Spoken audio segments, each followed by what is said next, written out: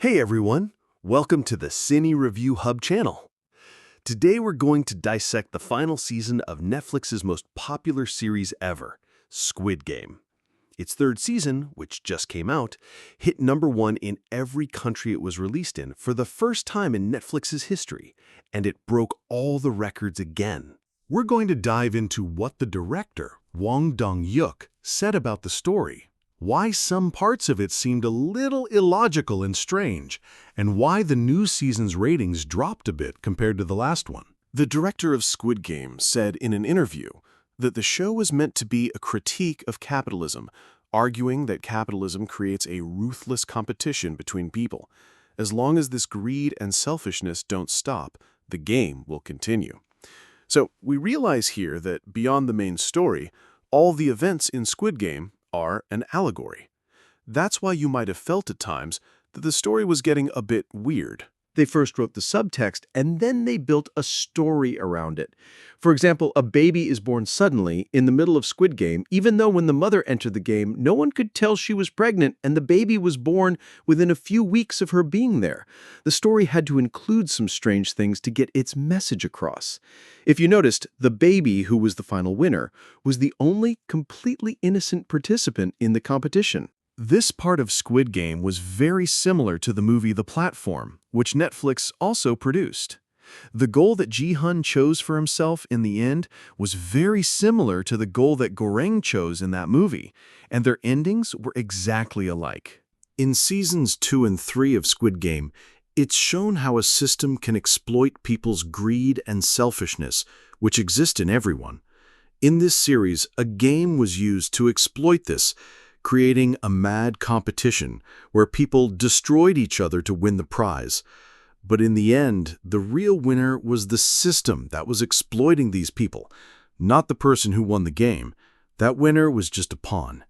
This is another allegory for capitalism. The story then showed the mechanism of capitalism. The further people went, the more people wanted the game to continue, and their tendency for violence increased, to the point where they were even willing to sacrifice a baby. This shows how addictive capitalism can be, and how people's behavior becomes more extreme the deeper they get into it. The director then wants to convey his message about how to solve this problem. First, he shows the solution he is against, a revolution. He first shows that the people are divided into two groups, forming two parties, just like in the real world with left and right political parties. This exact thing happened in the dormitory. Interestingly, they would line up on the right and left sides. Those on the right were pro-capitalism. They wanted the game to continue, were more selfish, and wanted to win the prize for themselves. Those on the left, like in the real world, were more justice-oriented. They wanted the prize to be divided equally among them so they could go home. They had a collective view rather than an individual one, just like the real world. The interesting thing here was that the director showed that in systems dominated by greed, democracy can't help either. Several times in the story, they tried to do something wrong democratically. The worst moment was when they voted to sacrifice the baby as their main victim, and the vote actually passed. The director showed that the solution isn't revolution. You can't destroy the system with violence. Gi-hun made a violent move, and his revolution completely failed. It led to his own defeat and the death of his friends. It also showed how the system then started to suppress them. Their food quality decreased. They used to get the best food, but after the revolution, they only got potatoes. That execution scene is a cliché of suppressing opponents, and the director said in his interview why this happens. It's because both the participants and everyone working for the system, like the soldiers, are just numbers, pawns. Their elimination has no effect because an infinite number of volunteers are waiting outside to take their place. That's why even a character like Frontman could easily kill his own soldiers. As I showed you at the beginning of the video, the director says the only way for these systems to fail is for people's mindset to change and for them to stop being greedy and selfish. This statement from the director becomes the main message of the story and the very thing that the final scene is based on. Gi-hun, because of all his failed experiences, felt defeated. He had become like a suppressed society that had taken on a passive attitude because it had lost hope. Based on the director's own words, Ji-hoon's final scene and his line at the end makes sense. Ji-hoon was forced to fight and won the fight against the baby's father. But something happened. They hadn't pressed the button, and this was part of the game's rules. So he was forced to go up and press the button, and now he had to choose between himself and the baby's life. Because after the button was pressed, someone had to die. In cinema, a child is always a symbol of the future, and here, to destroy Squid Game, Ji-hoon had to show self-sacrifice. He had to set aside his greed and selfishness. To destroy the Squid Game system, Ji-hoon said, "I'm not a horse. We are human." Why did he say that? Because if you paid attention, in the VIP section, the guests had a chess piece for each player, and they were all horse pieces. Why? Because if you remember from Season 1, Gi-hoon himself used to bet on horses, and they were doing the exact same thing to people here. More importantly, Gi-hoon didn't finish his sentence when he said, "We are human," and threw himself down. Why didn't he finish his sentence? Because he didn't need to speak. Gi-hoon acted out his words. The rest of his sentence would have been, "We humans are not selfish," meaning the main condition of being human is not to be selfish. That's why he threw himself down and sacrificed himself for the child. That's how the director symbolically showed the collapse of the system. The main text of the story was the island exploding because the Coast Guard was approaching, but the subtext was that because Gi-hoon showed self-sacrifice, we were symbolically seeing the destruction of Squid Game, or the capitalist system. They showed that the eyes of Ji-hoon's lifeless body were open, and in his eyes he was seeing the destruction of Squid Game, the very thing he had wished for. From a storytelling perspective, all the events of Seasons 2 and 3 were a battle of ideologies between Ji-hoon and Frontman. Frontman believed that we have no humanity within us. We are all selfish, and in the worst circumstances, we ultimately choose ourselves. To prove this point to Gi-hoon, he personally entered the game. Throughout these 2 seasons, he tried to make Gi-hoon ultimately choose selfishness. That's why he introduced the baby into the game. The VIP members came up with the idea, but it was ultimately Frontman who allowed the baby to enter the game in place of its mother so he could later offer Gi-hoon a deal: go kill the others in their beds to save the baby's life. What was Frontman's motivation for this? Frontman used to be like Gi-hoon. He helped people and showed self-sacrifice. For example, he had given one of his kidneys to his brother. But when he joined the game and his pregnant wife died, he'd lost his humanity to such an extent that he committed murder to win, killing his rivals in their sleep.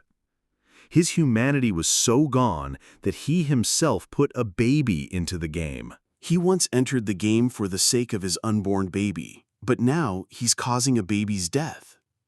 When Frontman saw Ji-hoon was like he used to be, he was essentially trying to divert Ji-hoon to prove to himself that he had made the right choice. Frontman wanted to prove to himself that he hadn't made a mistake, that all people would do the same thing. That's why on the last night of the game, he invited Ji-hoon to his room and told him to kill his rivals to save the baby's life. How did he know that Ji-hoon wouldn't take the knife and kill Frontman himself? Because if he had, Ji-hoon himself would have been killed later, and the baby would have been left without a protector.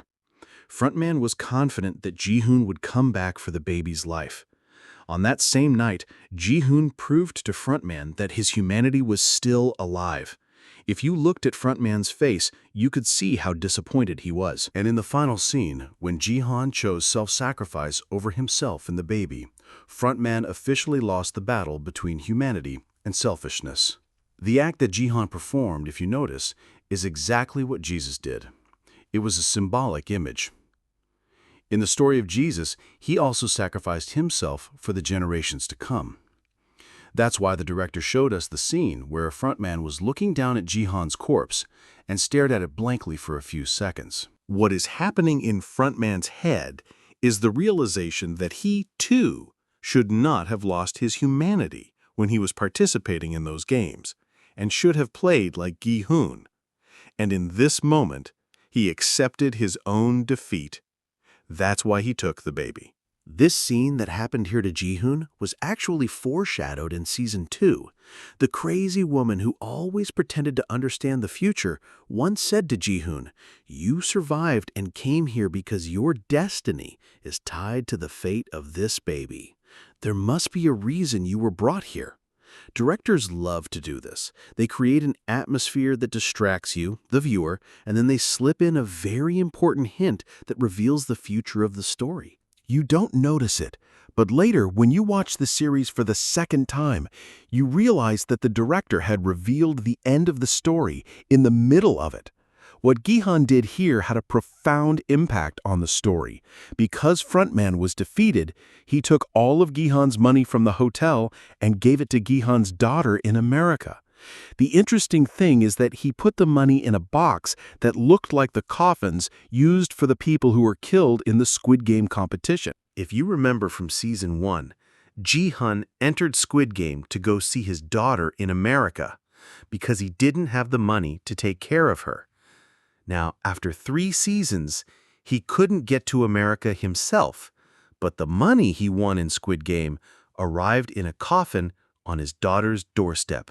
Because of this defeat, Frontman also took the baby and gave it to his brother to raise, giving him the entire 45 billion prize. Why did he do this? Because his brother is his stepbrother, and the person he called mother was actually his foster mother.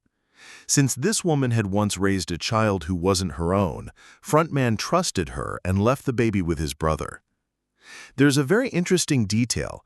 If you go back and rewatch Season 1, the prize card given to Gi-hun has an expiration date of June 2025. This is the exact date the final season of the show was released. The director clearly showed us that because of these events, the Squid Game competition in Korea expired and ended. It's fascinating that from the moment they were making Season 1, they had a plan to release Season 3 in 2025. Because of Frontman's actions, a theory can be made that his human side has been revived, which is why he went to America. Perhaps he wants to destroy the larger system from within, especially considering the final scene we saw. In the final scene, we saw Oscar-winning actress Cate Blanchett on the streets of America recruiting participants in the style of the Korean games. We learned a few things. First, we understand that this game is much bigger than we thought and continues all over the world. We had heard in Season 1 that the VIP members said the Korean model of Squid Game was the best in the world, and we realized that the games are continuing in other parts of the world. Then, Frontman's look at Cate Blanchett clarifies a few things for us. It shows that they knew each other and had a past together. From Frontman's final look, where he bowed his head, we can see that he's sad that the system wasn't destroyed, and he's thinking that as long as there are people like that homeless participant whose greed can be exploited, this system will never be destroyed. The final scene we saw is going to connect to the continuation of the Squid Game story, which will no longer continue in its Korean version. The Korean story is finished for good. The continuation of this story will be made as an American spin-off. Why did this happen? Because the original director of Squid Game said, "I am not willing to continue this story under any circumstances. I want to move on with my life." That's why Netflix, which doesn't want to abandon such a popular series, is going to make its continuation in an American format. David Fincher is also going to be the director. It will most likely start airing in 2026, and Cate Blanchett will probably have a short appearance in this series. A theory can be made that Frontman might also be in this series, especially since the actor for this character speaks English very well. There's another reason for this theory. Throughout the entire story of the series, everyone got what was coming to them. This was also true in Season 1, and it's true in this season as well. For example, The woman who deceived everyone was ultimately deceived herself and killed. Or, for instance, player number 100, who was a symbol of greed, was greedy and left the woman behind the door. If you remember, that woman told player number 100, "I hope you die in a way that all your bones are shattered." And in the end, that character died exactly that way. It wasn't just the deaths that were like this. In general, everyone saw the consequences of their actions. For example, if you remember, the old woman once saved the life of the trans character. That character wanted to get herself killed. They stopped her and said, "You shouldn't be killed like this here." In the end, it was this trans character who saved the old woman's life. Because of this law in the world of Squid Game, they say Frontman has not yet faced the consequences of his actions. That's why they say his story might continue and he might appear in the American version of Squid Game to perhaps destroy the bigger system from within, just like what Ji-hoon did. Gi-hoon's action also affected another person. And the director said in his interview, "I deliberately put this in to say that when someone makes a sacrifice, it has a domino effect on society and others start doing the same." This effect was on the woman who escaped from North Korea, the guard number 11. At the end of the story, when she checked her file, she found that it said her child was dead and she wanted to commit suicide because she no longer had any motivation to live. When she saw Ji-hoon's act and then heard the baby crying, with the baby always being a symbol of the future, her hope for life returned and she stopped trying to kill herself. So in essence, Ji-hoon also saved this woman's life here. In the end, in the story, we saw that this same woman found her child in China and went to see them. To show us viewers that this woman will find her child in the future, they showed us a parallel scene at the airport. If you remember in Season 1, Ji-hoon promised Se-byuk that he would save her, but he failed. That character and her name were completely similar to this woman who escaped from North Korea. Both of them had escaped from North Korea. Se-byuk had left her parents behind, and this woman had left her child behind. Ji-hoon had failed to keep his previous promise. He couldn't save Se-byuk. Then, if you remember from Season 1, Ki-hoon instead went and found that girl's brother from the orphanage, brought him out, and gave him to the mother of his friend, the same friend he competed with in the finale. He also gave that woman a lot of money and told her to raise the boy.